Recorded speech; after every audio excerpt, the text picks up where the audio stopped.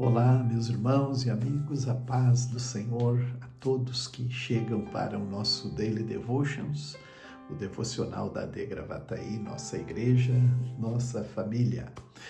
E você está com o pastor Paulo Pereira, nos comentários dos textos bíblicos que no dia a dia nos colocamos para absorver, nos nutrirmos das Escrituras Sagradas. E é uma dádiva. E hoje eu começo com um texto do Novo Testamento, mas buscando um aspecto geográfico, da leitura bíblica, porque ela se dá dentro desse contexto geográfico. No livro de João, que na verdade, a partir de hoje, neste último dia do mês de abril, nós também estamos concluindo o Evangelho, concluímos o Evangelho de Lucas e iniciamos hoje o Evangelho de João.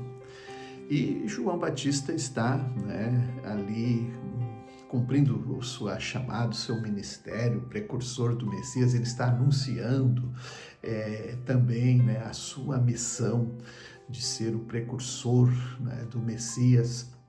As pessoas se chegam a ele, as multidões vindo de todas as partes, e ele está então anunciando. E o evangelista João está mostrando quem é esse João. Ele não é a luz, mas ele veio para anunciar da luz, falar da luz, pois ele se referia que Jesus, o Messias, ele é a luz que veio iluminar os homens, E neste último versículo que lemos do texto de hoje, o versículo 28 do capítulo 1 do Evangelho de João, vai dizer esse encontro. Que encontro é esse? É um encontro que os fariseus, os líderes religiosos enviaram, alguns dos seus comandados para arguírem João Batista. Queria saber se ele era o Elias, se era o profeta esperado. Quando ele fala o profeta, porque Moisés mesmo havia dito que haveria de vir um profeta mais poderoso do que ele, se referindo ao Messias. Eles queriam saber se João Batista então era esse profeta, e tinha todas essas questões porque ele realmente agregava multidões, mexia, e quem é que deu autoridade para ele também batizar, E então esse encontro aconteceu. Aonde? Aconteceu num lugar chamado Betânia, não aquela Betânia que Jesus visitava por vezes Lázaro, Marta, Maria. Não, aquela está lá do outro lado do Monte das Oliveiras, próximo a Jerusalém. Essa aqui, ela está num povoado, é um povoado a leste do Rio Jordão, onde João estava batizando. Vocês sabem que assim foi por onde Israel passou, o leste do Rio Jordão, antes de entrar na Terra Prometida, e ali ele também pelejou contra os povos, o rei Sion, que estava na região, quando Israel pediu passagem para Amon, para Moabe, e eles não permitiram. Israel então precisou guerrear naquela região e foi vitorioso, o rei Og, Gileade, aquela região toda.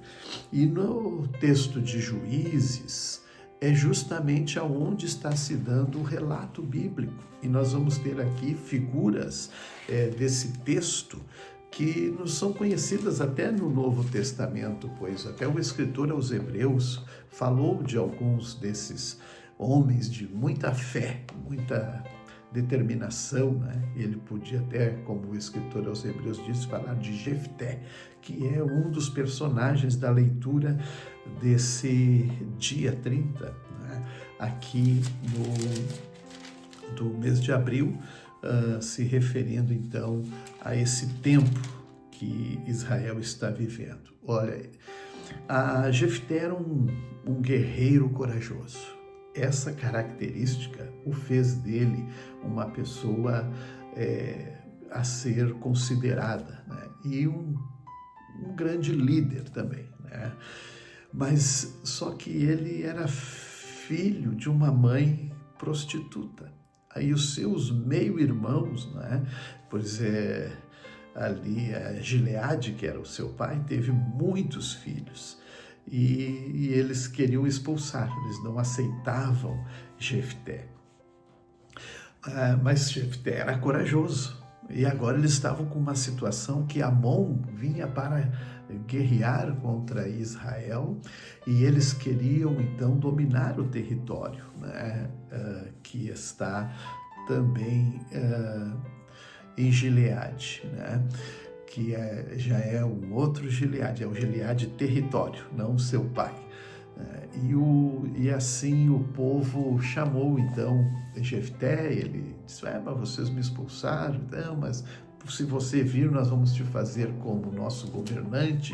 E assim o fizeram, comandante e governante do exército de Israel. E ele foi bem sucedido, né?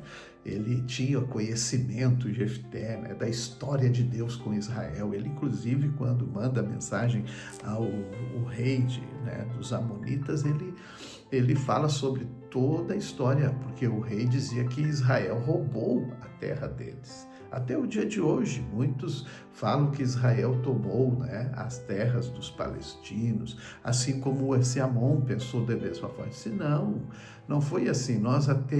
Moisés pediu, ia passar pela terra, mas vocês guerrearam contra nós.